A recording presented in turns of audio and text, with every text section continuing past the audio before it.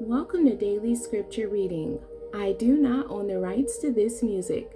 Daniel chapter 5, beginning at verse 1 and ending at verse 12. This is the Amplified Version.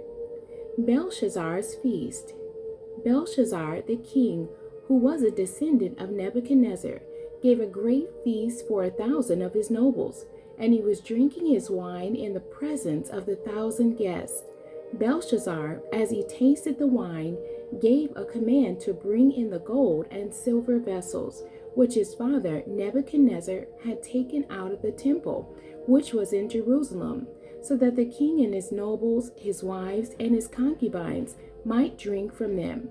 Then they brought in the gold and silver vessels that had been taken out of the temple, the house of God, which was in Jerusalem, and the king and his nobles, his wives, and his concubines drank from them. They drank the wine and praised the gods of gold and silver, of bronze, iron, wood, and stone. Suddenly, the fingers of a man's hand appeared and began writing opposite the lampstand on a well-lit area of the plaster of the wall of the king's palace. And the king saw the part of the hand that did the writing. Then the king's face grew pale, and his thoughts alarmed him.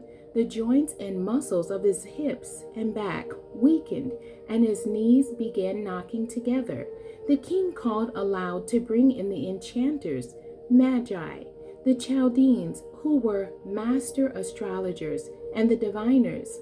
The king said to the wise men of Babylon, "Whoever can read this writing and explain its interpretation to me shall be clothed with purple, and have a chain of gold put around his neck, and have authority as the third ruler in the kingdom." Then all the king's wise men came in, but they could not read the writing or reveal to the king its interpretation. Then King Belshazzar was greatly perplexed. His face became even paler, and his nobles were bewildered and alarmed. Now the queen mother, overhearing the excited words of the king and his nobles, came into the banquet area. The queen mother spoke and said, "O king, live forever. Do not be alarmed at your thoughts, or let your face be changed. There is a man in your kingdom in whom is a spirit of the holy gods, and in the days of your father, illumination, understanding, and wisdom, like the wisdom of the gods, were found in him. And King Nebuchadnezzar, your father the king, appointed him chief of the magicians, enchanters, Chaldeans, and diviners.